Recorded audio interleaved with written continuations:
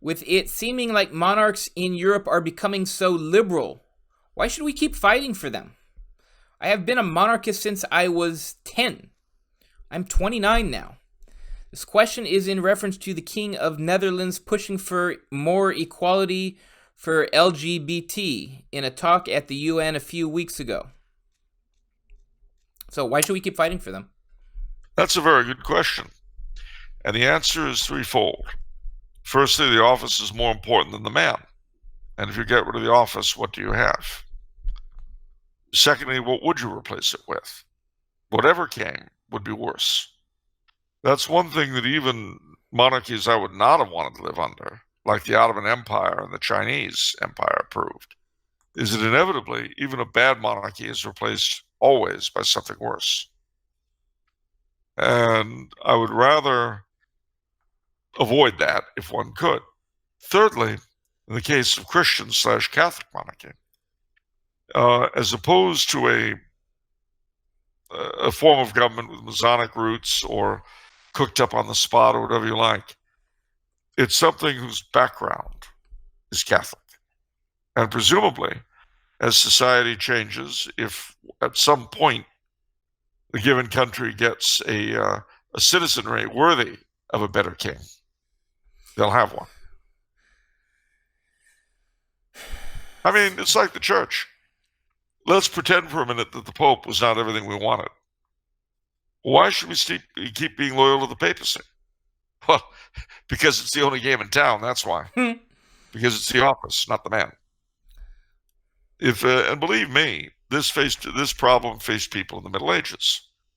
And they understood it in this fashion, and it certainly is good for us Catholics now when we look at a papacy or at bishops that may be less than we like. And it certainly is true of monarchy. They came up with what was called the idea of the king's two bodies, the body natural and the body political. The body natural was the king of the day, who might be good, might be bad. He might be a saint, he might be a worthless sinner. He might be a tremendous man, he might be an idiot.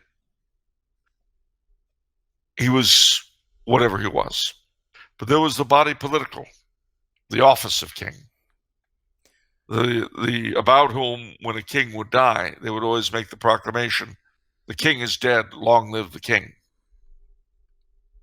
A king may die, but the crown never dies. Ever. Okay. The crown is more important than the man who wears it. And so, you have had throughout history, you have had the spectacle of strange things having to be done to preserve a crown despite the wearer. Magna Carta comes to mind. And it's a funny thing, if you read Magna Carta, as opposed to knowing the history behind it, the rebellion of the bishops of barons forcing the king to concede to them the rights they claimed. You know that. But then you read the text of Magna Carta, and instead of what you think you know, it comes across simply as the king graciously confirming his subjects and their pre-existing rights. So were they lying? No, they weren't lying at all. It's the place of the king to defend the rights of his subjects. If he falls short of that, sometimes he has to be assisted in his job. But they would never have dreamt, A, of overthrowing King John, or B, abolishing the monarchy. That would be like a Catholic abolishing the papacy because the Pope's a schmuck. Yeah, it's weird because I was talking with my brother about this with Thomas Aquinas in De Regno, where talking about replacing a tyrant monarch. And for some reason, people always read into like, oh, well, when you replace a tyrant monarch, you put in democracy, obviously. Like, obviously, that's what Thomas Aquinas said.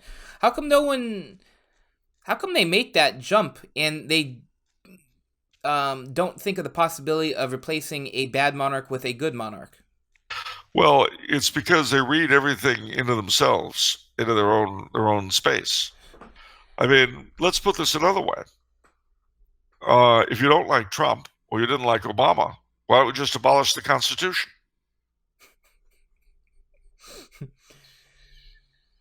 You don't like the Supreme Court? Let's rip up the Constitution. Well, why not? Well, that's unreasonable. Other people's views of what's a tyrant and what isn't are more reasonable. Yeah, I know. That's why Henry VIII couldn't change the marriage laws. I get it. There was a man who, if he could have put in polygamy, would happily have done so. Yeah. Yeah. So, no, that's why. I mean, Julian, I'm not Dutch. But if I were Dutch, I would, of course, not like Willem Alexander doing that. But again, as is always the case, I'm sure he would not have consulted me. The other thing, too, you've got to bear in mind is that the modern constitutional monarchs have fallen for the same thing everyone has, that the political and judicial class speak for the people. We all believe that, or we're supposed to. Now they don't. They speak for their own precious rear ends, except in Ireland, where apparently they do speak for the people. But I'm just going by the referenda, that's all. But for the rest of us, you know, the myth is that the Supreme Court can legislate morality, and we'll go along with it. That, oh, don't get me started. But that's the myth we believe. I have far more hope that one day there'll be a king of the Netherlands who's decent than I have of the Supreme Court ever reversing itself on gay marriage and Roe v. Wade. Let me ask you a question, a devil's advocate question. All the serious evils in the United States were from non-democratic processes. So shouldn't the goal be to simply make things more democratic? I mean, in California, we voted against gay marriage. Yes. And it was the courts that threw it out. But see, that's always the case. It's a rigged system. The referendum system exists in California to make us feel as though we matter. Whereas in reality, if our masters don't like it, the courts will always throw it out. It's the way, it's part and parcel of the system. But why don't we reform the system so that it's more democratic? Oh, You're saying it's impossible? It's impossible to do that. Who's going to be doing it? Well, we need to empower a strong general, and then he will, like Gladiator. You know, like the end of Gladiator, where a military coup. No, so I you're can't saying we should overthrow the Constitution? No, I can't say that. But then what can you say? How are you going to change the system? How would you possibly get the political class to change a system from which they benefit? Who shoots Santa Claus? It just takes one exceptional figure, Charles. Except our system does not permit exceptional figures. I could ask the same thing of your things with monarchy, where how is that going to happen? Well, I'll tell you, it'll happen the way it did in the past. I looked at Gustav III of Sweden. Oh, now you want me to tell you what that means? What happened is that after the unfortunate reign of Charles XII in the late 17th, early 18th centuries, the kings of Sweden had no power. It was a constitutional monarchy to the max, with two fighting political parties, the Hats and the Caps. And they basically ran the country to the ground. Well, Gustavus III rose up one day and said, I am king by the grace of God, and you lads are out of a job. And that's what happened. The result was what's called the Gustavian Renaissance. I know you haven't heard about it. Why would you? But that's bad monarchy to good monarchy. Well, yeah. Now, how do you do bad republic to good republic? Now, how do you do bad republic to good monarchy? That's your scenario. Well, I didn't See, say that was going to happen. The Netherlands are not a republic. The Netherlands are a monarchy. but you're hoping. See, so I'm hoping for a good king. if you can hope for that, why can't I hope for a pure democratic process? Because I have a historical precedent, you don't. Okay. I mean, the difference is I'm hoping for a strong army. You're hoping for the Nazgul. What? Yes. Oh no! Forget the Nazgul. You're hoping for the Valar. I'm hoping for the Shire, a small, self-ruling government. Good luck. But then I guess that makes me a LARPer. It does. No, I don't know. I don't know what I hope for. You're a LARPer. All joking aside. Anybody who doesn't accept what we've got as the best possible system because it's given us by our masters is a LARPer. I don't care what you call yourself. I don't care if you think you're a libertarian. I don't care if you think you're a monarchist. I don't care if you think you're a constitutionalist. I don't care what you think you are. Unless you wholeheartedly embrace the system we have now and think it's just the best thing ever to drop on our heads from above, you're a LARPer. And it's even more so for you, because I at least remember a country that didn't have abortion and no-fault divorce. You don't even remember that. Ha, ha, ha, ha, ha, ha. Do you realize you and I could both be pro-life, but you're a LARPer and I'm not? Why wouldn't you be a LARPer? Because I remember when abortion was illegal. So it's something I personally can recall. For you, it's just an historical anecdote. I guess that's true. It is true. Not only that, you don't remember no-fault divorce. I mean, rather, you don't remember a divorce requiring a fault to be proved.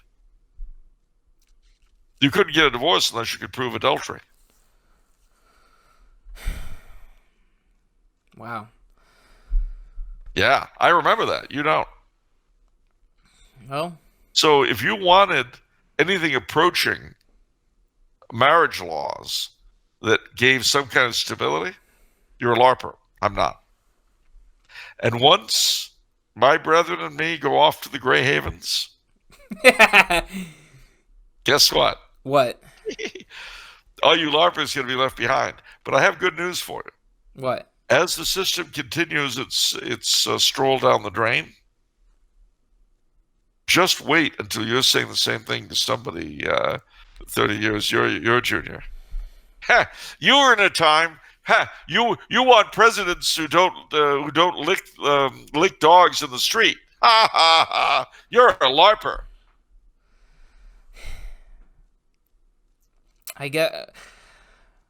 I'm still young enough to be youthfully naive that won't happen. I can see it now. You're going to be like, I can see it now. You kids don't know what it is to not have to dumpster dive for your Sunday dinner. I remember. No, I'm gonna bring about change. We're gonna get leaders, and we're not gonna take it anymore. No, just like in Network when it came out in '74. Oh, right, yeah, that's what I'm drawing from. Yeah, I know. Came out in '74. Didn't happen, by the way. I'm either drawing from that or the Twisted Sister song. Well, it did happen. Let me change what I'm saying. Network did happen in the sense of where it predicted television would go. That happened. Yeah, the corporate interests. But utter crap. Reality TV, all that. Yeah. That was all predicted in Network. What we didn't get was Howard Beale, the mad prophet of the airwaves. I want you all to go out to your window, throw open the sash, and shout at the top of your lungs, I'm mad as hell and I'm not going to take it anymore. That didn't happen. Yeah. I'm the Ned Beatty figure in that movie. Oh, I'm I get his mind right, and I tell him the way it is. yeah. Well, all right, fine. I feel a little more like the Faye Dunaway figure, although not nearly as pretty.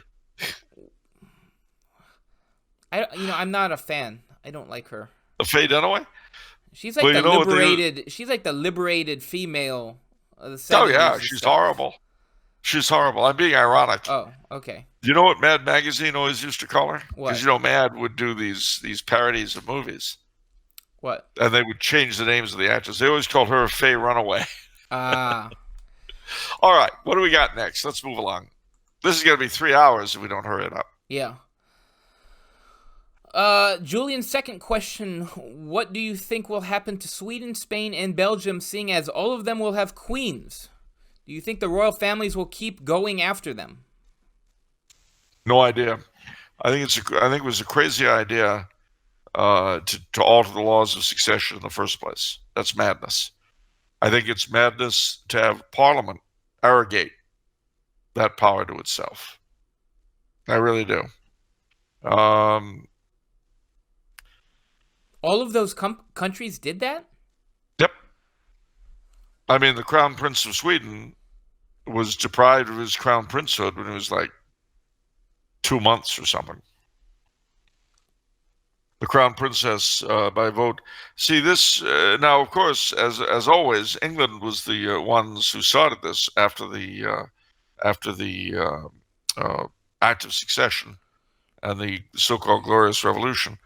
But the fact is that dynastic law ought to be the province of the ruling house, not the province of Parliament, any Parliament. But there again, we have the illusion, the delusion straight from the devil that the political class speak for anyone other than their own precious selves. I'd like to make a sort of a trade. The parliaments can determine the laws of succession, and the royals were able to determine the salaries of the parliamentarians. Well, you're all serving for free! Yay! No more tax money to keep you people in mistresses! Yay! Oh, I guess not. Okay. The people have spoken. But not that you're bitter. No. I love my masters in every possible way.